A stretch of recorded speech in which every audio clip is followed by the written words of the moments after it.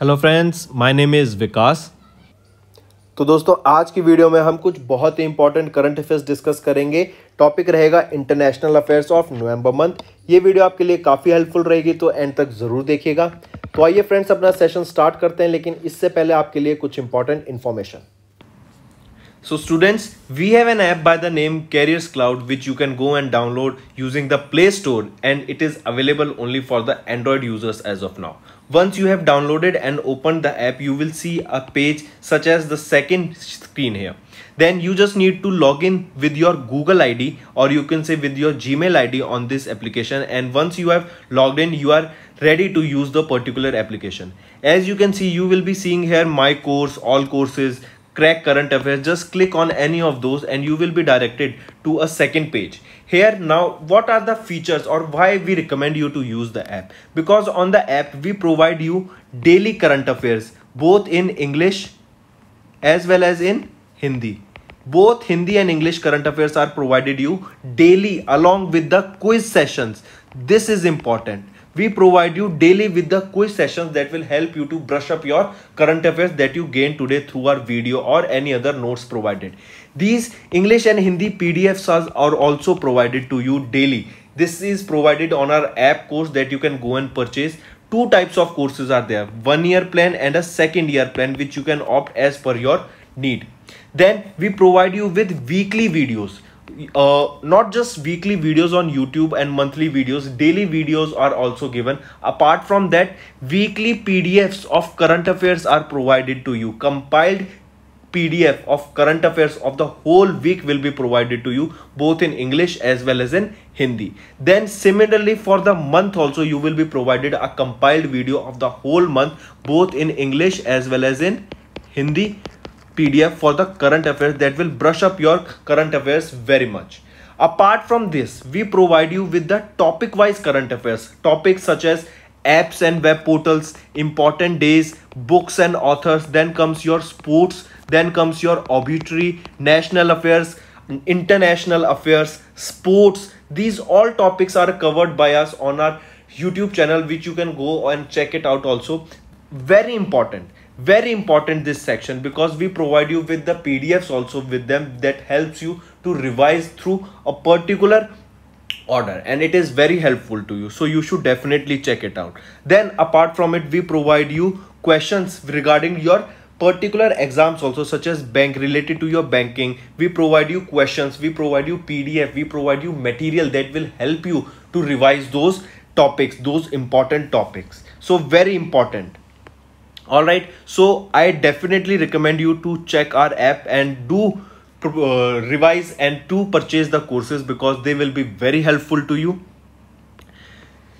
These I strongly recommend you to use our app as well as website, and the quiz provided on the app is very helpful to you on the daily basis, and our monthly study material for your exams will do wonders. So do watch the video for the revision purposes. They are very helpful. And if you use my code VIKAS10, straight away you will be getting an additional 10% discount on the purchase you made using the application. So additional discount for you students just from my side. It is a happy hour sale, you can say, 10% discount using VIKAS10. So friends, let's start with the session now. तो चलिए friends अपना session start करते हैं। सबसे पहले topic हमारा रहेगा एक कॉमेमोरेटिव कॉइन के बारे में, जो कि अभी यूनाइटेड किंगडम के द्वारा लॉन्च किया गया in the memory of Mahatma Gandhi ji. ये पहला ऐसा कॉइन होगा जो महात्मा गांधी के लिए यूनाइटेड किंगडम के द्वारा लॉन्च किया गया है रिसेंटली। काफ़ी इंपॉर्टेंट क्वेश्चन बन जाता है कि किस कंट्री ने ये कॉइन लॉन्च किया? यूनाइटेड किंगडम में ये कॉइन लॉन्च किया। किन के लिए ये कॉइन लॉन्च किया? महात्मा गांधी जी के लिए ये कॉइन लॉन्च किया। कब लॉन्च किया? दिवाली के दिन या दिवाली के टाइम पे इस कॉइन को लॉन्च किया गया, और ये पहला ऐसा कॉइन है जो महात्मा गांधी के लिए लॉन्च किया गया। अब दूसरा क्वेश्चन बनता है कि ये कितनी वैल्यू का कॉइन है? तो 5 पाउंड का ये कॉइन रहेगा। पाउंड स्टर्लिंग आपको पता होनी चाहिए, ये करेंसी होती है यूनाइटेड किंगडम की, पाउंड स्टर्लिंग। तो ये 5 पाउंड का ये कॉइन रहेगा, जो कि इसका डिज़ाइन सेलेक्ट किया गया था किन के द्वारा? ऋषि सुनक जी के द्वारा, जो कि चांसलर है यूनाइटेड किंगडम के। इसके साथ याद रखना, इस पे जो इमेज है वो है लोटस की, लोटस फ्लावर की इस पे इमेज रहेगी। ये आपको याद होना चाहिए। किसके लिए? महात्मा गांधी के लिए। अब इससे रिलेटेड जो इंपॉर्टेंट क्वेश्चन बन सकता है वो क्या हो सकता है कि इस कॉइन का डिजाइनर कौन था? तो वो हीना ग्लोवर जी थी, पहला क्वेश्चन। दूसरा, इमेज किसकी इमेज है इस कॉइन पे? तो एक लोटस फ्लावर की इमेज है। फिर आ जाता है कि इस कॉइन पे क्या कोट है? तो इस कॉइन पर my life is my message, ये एक कोट रहेगा। एंड ये कॉइन आपका बोथ गोल्ड एंड सिल्वर दोनों में अवेलेबल है। ये तो हो गई कॉइन की बात। अब याद रखना दिवाली का टाइम है, तो दिवाली के टाइम पे गोल्ड बार्स भी इशू करी गई, गोल्ड बार्स भी इशू करी गई। और इस पर, इन गोल्ड बार पर जो डिजाइन रहेगा वो रहेगा गॉडेस लक्ष्मी का, गॉडेस लक्ष्मी का।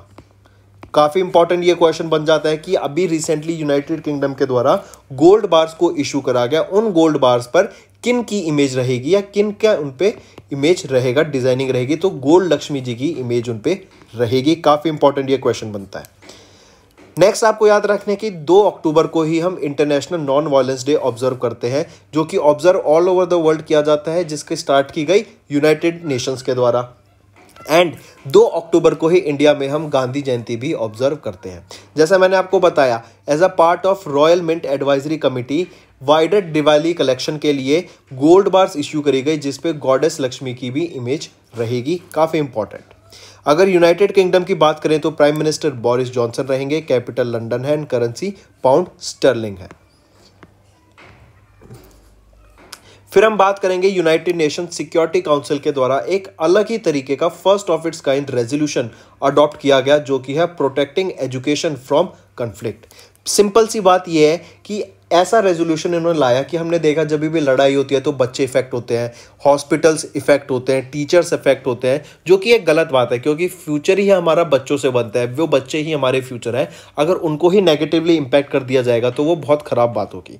तो इसको ध्यान में रखते हुए एक रेजोल्यूशन लाया गया यूनाइटेड नेशन सिक्योरिटी काउंसिल के द्वारा कि अगर किन्हीं भी नेशंस के बीच में लड़ाई होती है ना, या कोई भी कन्फ्लिक्ट होता है किसी 2 पार्टीज के बीच में, तो आप बच्चों को, सिविलियंस को, जो कि उस स्कूल से जुड़े हैं जैसे टीचर्स, ठीक है, आप उनको इफेक्ट नहीं करोगे, आप उन पे कोई अपना उस पे मतलब आप कोई भी उन पे इफेक्ट नहीं डालोगे, आप उन पे कोई भी उन पे किसी भी तरीके का अटैक नहीं होना चाहिए। ठीक है, दिस रेजोल्यूशन कंडेम्स, मतलब धिक्कारता है ऐसे, मतलब ना करता है ऐसे कमेंट्स को जो कि अटैक होंगे स्कूल्स पर, चिल्ड्रंस पर, टीचर्स पर, जो अर्ज करेंगे conflicts to safeguard the right to education. मतलब अब जो मेन प्रायोरिटी दी जा रही है ना, वो क्या है? राइट टू एजुकेशन पे फोकस करना है। और जो ये इम्पैक्ट्स पड़ते हैं, ये कैसा भी इम्पैक्ट बच्चों पे नहीं पड़ना चाहिए ऑफ एनी वॉर और एनी कन्फ्लिक्ट बिटवीन 2 पार्टीज। चलो ठीक है, ये तो था यूनाइटेड नेशन सिक्योरिटी काउंसिल के द्वारा। नेक्स्ट हम बात करेंगे यूनाइटेड स्टेट्स ऑफ अमेरिका की। काफी इंपॉर्टेंट, इसको मार्क करके चलिएगा। अभी recently United states of America international solar alliance का 101st मेंबर बन गया। कौन? यूनाइटेड स्टेट्स ऑफ अमेरिका क्या बना है? 101वां मेंबर बन गया है। किसका? इंटरनेशनल सोलर अलायंस का। अगर हम इंटरनेशनल सोलर अलायंस की बात करें तो ये इंडिया एंड जापान के साथ मिलकर इन्होंने इनिशिएटिव स्टार्ट किया था कि रिन्यूएबल एनर्जी पे फोकस किया जाए। जैसा नाम सजेस्ट कर रहा है, सोलर इंटरनेशनल सोलर अलायंस, मतलब अब हम सोलर एनर्जी पे वर्क करेंगे, उसकी एडवांसमेंट पे, उसके डेवलपमेंट पे, उस पे रिसर्च जो भी की जाएगी, उस सब पे वर्क किया जाएगा under this international solar alliance. इनका हेडक्वार्टर कहाँ रहेगा? इंडिया में रहेगा। इंडिया में कहाँ पे? हरियाणा में रहेगा। और हरियाणा में कहाँ पे? गुरुग्राम में इंटरनेशनल सोलर अलायंस का हेडक्वार्टर रहेगा। ठीक है, तो यूएसए ने ज्वाइन किया, 101वां मेंबर बन गया है आईएसए का। कौन? आपका यूनाइटेड स्टेट्स ऑफ अमेरिका। चलो ठीक है, इसके बाद आपको याद रखना है जो ये ज्वाइन किया गया इन्होंने ज्वाइन किया इसको ड्यूरिंग द कॉप 26, जो कि आपका ग्लासगो में हुआ था। ग्लासगो स्कॉटलैंड में जो कॉप कॉन्फ्रेंस ऑफ पार्टीज हुआ था 26, इसको ज्वाइन किया गया यूएसए के द्वारा आईएसए को ड्यूरिंग दिस कॉप 26 इवेंट। ये तो है कॉप 26 जो हमने देखी है ग्लासगो स्कॉटलैंड में। क्या कोई मुझे बता सकता है, मैंने आपको होमवर्क भी दिया था, कॉप 27 और कॉप 28 मुझे बता दो कब कब होंगे और कौन सी होस्ट कंट्रीज हैं? होस्ट कंट्री का मुझे नाम बता दो, कॉप 27 और कॉप 28 का। फिर नेक्स्ट न्यूज़ आ जाती है आपकी कि इंडिया और यूके के बीच में एक फर्स्ट ऑफ इट्स काइंड का वर्ल्ड का पहला ग्रीन ग्रिड इनिशिएटिव लॉन्च किया गया। काफी इंपॉर्टेंट क्वेश्चन पूछा जाएगा कि ग्रीन ग्रिड इनिशिएटिव किन कंट्रीज के बीच होता है, तो वो इंडिया एंड यूके के बीच में था। और एक इसको ऐसे भी पूछ लेंगे कि the one sun one world one grid, ये इनिशिएटिव किसके बीच में है, इंडिया एंड यूके के बीच में। याद रखना, काफी इंपॉर्टेंट। फिर अभी recently one sun one world one grid को ज्वाइन करने वाला यूएसए बन चुका है। इसके अंडर अभी USA, Australia, France, UK and India रहेंगे। नेक्स्ट हम बात करेंगे मीथेन गैस को खत्म करने की। मीथेन गैस आपको पता होना चाहिए, ये एक ग्रीन हाउस गैस है। ठीक है, ग्रीन हाउस गैस है तो मतलब ये आपके ग्लोबल वार्मिंग को या हमारे इन्वायरमेंट को काफी इंपैक्ट करती है। तो मीथेन गैस को, इसके एमिशंस को खत्म करने के लिए कैसे, कि जैसे मान लो जो इंपोर्ट एक्सपोर्ट होते हैं उनमें जो आपका एनर्जी होती है उसको कंट्रोल करना, उसको कैसे रिड्यूस करके हमें शिफ्ट करना रिन्यूएबल एनर्जी पे। फैक्ट्रीज में जो आपकी एनर्जी लगती है उसको हम कैसे चेंज करके रिन्यूएबल एनर्जी पे शिफ्ट कर दें, और बाकी भी चीज़ हमें रिन्यूएबल एनर्जी पे शिफ्ट करना पड़ेगा मीथेन गैस को रिड्यूस करने के लिए। तो अब एक दो ऑर्गेनाइजेशन के द्वारा, एक IMEO ये एक ऑब्जर्वेटरी है, इंटरनेशनल मीथेन एमिशन ऑब्जर्वेटरी, जो कि मॉनिटर करेगी कि कहाँ पे कितनी एनर्जी, किस सेक्टर में हमारी मीथेन गैस का ज़्यादा एमिशंस है, उसको कैसे कंट्रोल किया जा सकता है। तो एक पूरा प्लान, एक पूरा प्रोसेस बनेगा जो इस ऑब्जर्वेटरी के अंदर आएगा, जो मॉनिटर करेगी कि पूरे मीथेन एमिशंस को। ये बनाई गई है United Nation Environment Programme and European Commission के दोनों मिलके, एंड इसको लॉन्च किया गया G20 समिट के दौरान। काफ़ी इंपॉर्टेंट। ठीक है, क्या फोकस रहेगा कि हमें रिडक्शन करनी है मीथेन एमिशंस की। फिर IMO होस्ट करता है UNEP के द्वारा, एंड इसको हर साल, हर 5 साल में 100 मिलियन यूरोस का बजट प्रोवाइड किया जाएगा। एंड इनका टारगेट रहेगा कि हमें जो मीथेन एमिशंस है 2030 तक 30% तक खत्म करना है या कम करना है। नेक्स्ट हम बात करेंगे सिमिलर रिन्यूएबल एनर्जी से रिलेटेड सोलर कंपास आपको याद रखना है, ये एक जनरल रहेगा जिसपे अलग अलग तरीके की रिन्यूएबल एनर्जी से रिलेटेड, सोलर एनर्जी से रिलेटेड आपकी एडवांसमेंट, उस फील्ड में जो रिसर्च एंड डेवलपमेंट हुई है उससे रिलेटेड न्यूज़, किसी की स्टोरी या किसी ने कोई इन्वेंशन करी। जैसे आपका पेपर होता है, जनरल भी एक तरीके का पेपर होता है कि आपको हर न्यूज़ की, हर टॉपिक की, हर नीश की एक न्यूज़ मिलती रहे न्यूज़पेपर में। जनरल ये आपका रहेगा स्पेशल सोलर एनर्जी से रिलेटेड, आपके रिन्यूएबल एनर्जी पे बेस्ड रहेगा कि किसी व्यक्ति ने या किसी भी इंडिविजुअल ने कोई टेक्निक अपनाई, कोई इन्वेंशन की एंड उससे कोई फ़ायदा हुआ, उसकी स्टोरी इसमें पब्लिश की जाएगी। अलग अलग इन्वेंशंस की इसमें बात की जाएगी, अलग अलग आइडियाज़ की बात की जाएगी, अलग अलग डाटा रिलेटेड टू एनवायरनमेंट आपका इसमें दिया जाएगा। तो ये एक जनरल लॉन्च किया गया जिसका नाम रहेगा सोलर कंपास। COP 26 के दौरान ग्लासगो में ही इसको लॉन्च किया गया था। एंड जो ऑर्गेनाइजेशंस ने जिन्होंने इसको लॉन्च किया वो है ISA एंड एल्सवियर, इन दोनों के द्वारा ये लॉन्च की गई। काफ़ी इंपॉर्टेंट रहेगा, नाम आपका पूरा एक्सप्लेन मैंने आपको कर दिया है। सोलर कंपास ये आपका जनरल रहेगा जो कि COP 26 के दौरान इसको लॉन्च करा गया। All articles will be peer reviewed, मतलब एक सारे रिव्यू करे जाएंगे पहले छापने से पहले। एंड काफ़ी इंपॉर्टेंट रहेगा कि लोगों को अवेयरनेस क्रिएट करने में इससे काफ़ी हेल्प मिलेगी। नेक्स्ट हम बात करेंगे ग्लोबल ब्राइबरी रिस्क रैंकिंग की, मतलब कौन ज़्यादा घूस देता है, इस रिस्क डाटा के बारे में हम बात करेंगे। ये डाटा किसके द्वारा लॉन्च किया गया ये बात करेंगे, मैं बता ही देता हूँ। इस डाटा को लॉन्च किया गया ट्रेस इंटरनेशनल के द्वारा। ट्रेस इंटरनेशनल के द्वारा global bribery risk index launch किया गया, जिसमें इंडिया की रैंक रहेगी 82 2021 में। 2020 में जो इंडिया की रैंक थी वो 5-7 स्पॉट कम थी, जो कि थी 5 स्पॉट कम थी, जो कि थी 77, और अब 2021 में 82 हो गई है। मतलब इंडिया में घूस और ज़्यादा बढ़ गई है, घूसखोरी जो आपकी ब्राइबरी कहते हैं। तो और टॉप किसने किया जिसमें सबसे कम घूस देखी जाती है वो है डेनमार्क में, और सबसे ज़्यादा घूस देखी जा रही है नॉर्थ कोरिया में, जो कि 194th पोजीशन पर रहा। ठीक है, चलो मूविंग ऑन। अगर इससे रिलेटेड डाटा देखें तो इंडिया की रैंक रही 82, किसमें, ट्रेस की ऑर्गेनाइजेशन के द्वारा जो लॉन्च किया गया ब्राइबरी रिस्क मैट्रिक्स या इंडेक्स, उसमें इंडिया की रैंक रही 82। ये रिलीज किया गया ट्रेस इंटरनेशनल के द्वारा। नेक्स्ट हम बात करेंगे यूनेस्को की। अभी रिसेंटली हमने यूनेस्को का 75th एनिवर्सरी ऑब्जर्व करी है। काफ़ी इंपॉर्टेंट रह जाता है, क्वेश्चन आपसे डायरेक्ट पूछेगा ये सिंपल कि अभी रिसेंटली किस ईयर में हमने यूनेस्को की 75th एनिवर्सरी ऑब्जर्व करी, या फिर हमने 75th या फिर पूछ लेगा कि अभी रिसेंटली 2021 में हमने कौन सी एनिवर्सरी ऑब्जर्व करी यूनेस्को की। तो कौन सी एनिवर्सरी थी ये थी आपकी 75th। तो अगर 75th थी ये, तो कौन से साल में इसको बनाया गया था? 1945 में ये इस्टेब्लिश हुई थी। इस साल 2021 में हमने इसकी 75वीं एनिवर्सरी ऑब्जर्व करी। यूनेस्को की फुल फॉर्म आपको पता होनी चाहिए, United Nation Educational Scientific and Cultural Organisation. इनका हेडक्वार्टर पेरिस फ्रांस में रहेगा। एंड अगर हम बात करें कुछ इंपॉर्टेंट 5 प्रोग्राम्स की या 5 एरियाज पे जो यूनेस्को वर्क करता है, वो है education, natural science, social and human sciences, culture and communication and technologies. इन पे बेसिकली यूनेस्को का मेन रहता है। यूनेस्को की बात करें तो फिर डायरेक्टर जनरल ऑड्री ऑजले रहेंगे, मेंबर 193 है और 11 एसोसिएटिव मेंबर्स हैं इसके। ये गवर्न किया जाता है by the general conference and the executive board और इनका हेडक्वार्टर रहेगा पेरिस फ्रांस में। नेक्स्ट हम बात करेंगे बारबाडोस की। बारबाडोस अभी रिसेंटली एक सॉवरेन नेशन बन गया है। अगर आपको पता करना है बारबाडोस के बारे में तो याद रखना है, ये पहले ब्रिटिशर्स के द्वारा रूल किया जाता था, यूनाइटेड किंगडम के द्वारा इस पे राज किया जाता था। जैसे अंग्रेजों ने इंडिया पे राज किया, वैसे ही बारबाडोस पे राज करते थे। तो अब इनको आज़ादी मिल गई है, ये सॉवरेन नेशन बन गए हैं बारबाडोस। अब बारबाडोस से रिलेटेड जो न्यूज़ आ रही है वो ये है कि बारबाडोस वो पहला सॉवरेन नेशन बना है जो अपनी पहली खुद की वर्चुअल रियलिटी एम्बेसी डेवलप करेगा डिसेंट्रलैंड पे या फिर मेटावर्स पे।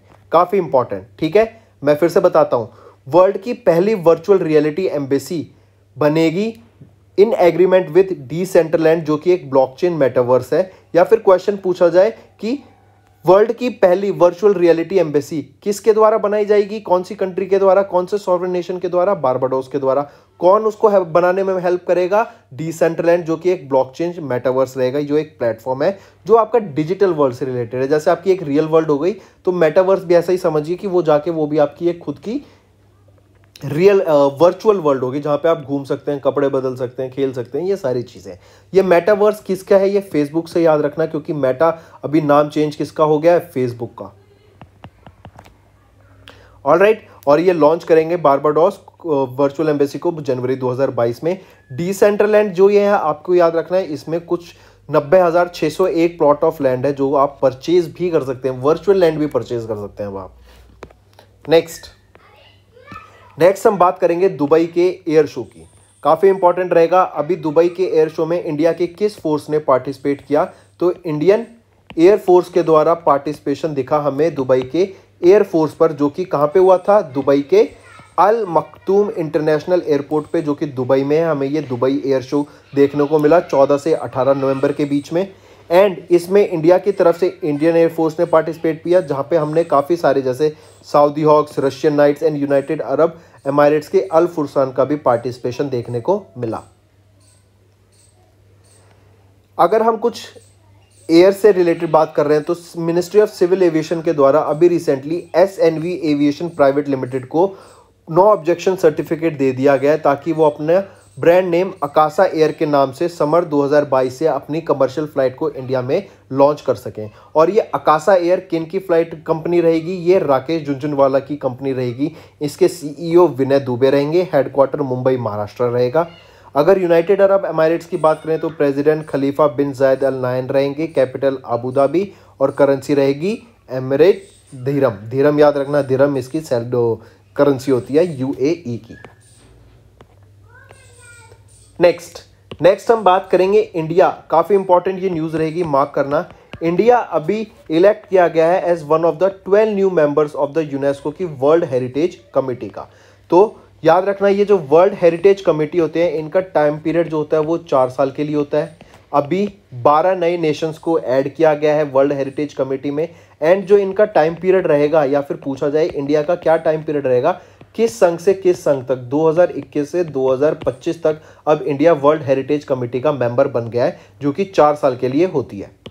सिमिलर वर्ल्ड हेरिटेज कमेटी का मेंबर बना यूनेस्को की वर्ल्ड हेरिटेज कमेटी, जिसमें अभी 142 वोट से इंडिया को अपॉइंट किया गया 4 साल के लिए, 2021 से 2025 तक।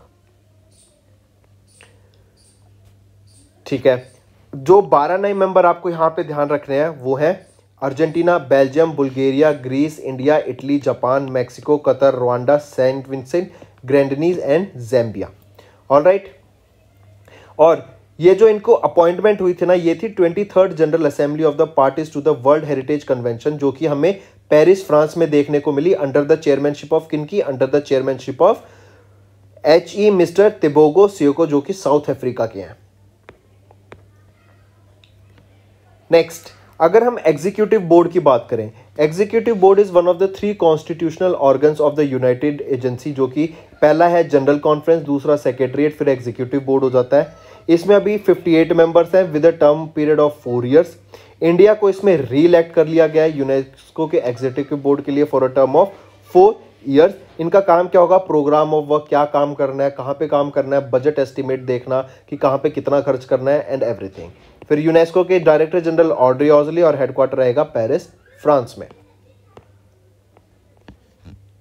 नेक्स्ट हम बात करेंगे, काफी इंपॉर्टेंट, मार्क करके चलिएगा, इससे एक क्वेश्चन पूछा जा सकता है कि आप मुझे बताओ जो कोरोना वायरस की नेमिंग होती है ये किन के द्वारा करी जाती है, किस ऑर्गेनाइजेशन के द्वारा, वर्ल्ड हेल्थ ऑर्गेनाइजेशन के द्वारा नेमिंग करी जाती है। ठीक है, ये किसके बेसिस पे नेमिंग करते हैं, जो ये नेमिंग की जाती है कोरोना वायरस की, ये ग्रीक अल्फाबेट्स होते हैं, इसके बेसिस पे इनकी नेमिंग की जाती है, जैसे अल्फा, बीटा, गामा, लैम्डा, पाई। ठीक है, ये सारे आपके क्या होते हैं, जैसे ओमिक्रॉन, तो अभी ओमिक्रॉन आपका नया वेरिएंट आया है जो कोरोना वायरस का है, काफ़ी इंपॉर्टेंट, जो बहुत ज़्यादा इसको बोला गया VOC, वेरिएंट ऑफ कंसर्न बोला गया, जो कहाँ पे हमें मिला था, साउथ अफ्रीका में पहली बार स्पॉट किया गया था, काफ़ी ज़्यादा तेज़ी से फैल रहा है, इसलिए इसको वेरिएंट ऑफ कंसर्न बोला गया। ये टर्म याद रखना, क्या बोला गया इसको, वेरिएंट ऑफ कंसर्न। इसका जो अगर साइंटिफिक नाम देखें तो B11529 रहेगा ओमिक्रॉन का, जो कि साउथ अफ्रीका में डिटेक्ट किया गया, वेरिएंट ऑफ कंसर्न इसको बोला गया। एंड ये बाकी वेरिएंट से ज़्यादा आपका फास्ट स्प्रेडिंग एंड काफ़ी ज़्यादा जल्दी से फैलने वाला ये वेरिएंट रहेगा कोरोना वायरस का। फिर नेक्स्ट आपकी न्यूज़ ये भी इंपॉर्टेंट रहेगी, पूछा जाएगा कि इंडिया की तरफ से किन्होंने अटेंड किया 20th summit of SCO council of heads of government. इस 20th summit of SCO council of head of government को किसने हेड किया इंडिया की तरफ से, डॉक्टर S जयशंकर ने, जो कि हमारे मिनिस्टर हैं एक्सटर्नल अफेयर्स के।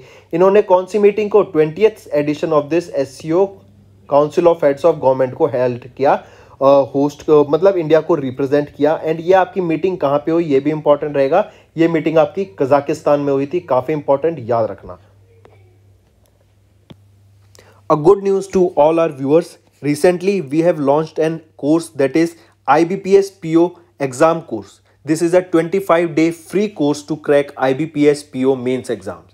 This course duration will be from 13th of December to 14th of January. This course will help you to boost your preparation. This course could be attempted any number of time with no day limit. In this course, we'll be providing you information related to your admit card details, previous year cutoffs, notification related to such exam and many others detail. Apart from this, you can see here we are covering the whole syllabus here, like data analysis on D3. Then you are getting quiz of 20 questions with such questions that you can prepare, that will help you, or they are the expected questions, they will be coming in the exams. So these questions are very helpful. These 20 questions you will be getting on daily basis and they will help you to boost your preparation. So go fast and subscribe to this course. So friends, this was our video. I hope you enjoyed our video. If you liked our video, do hit the like button, share the link with your friends, and if you haven't subscribed to our channel, or if you are new to our channel, then do subscribe, because it motivates us to bring a better content for you guys. Also, if you have any trouble regarding login or payment or any other issues, then you can reach to us on our mail, that is support@affairscloud.com, or you can call us on the number 9677333862 and we'll resolve your issue as soon as possible. Also, you should go and check our courses that are available at a very reasonable price, and that will help you to boost your preparation.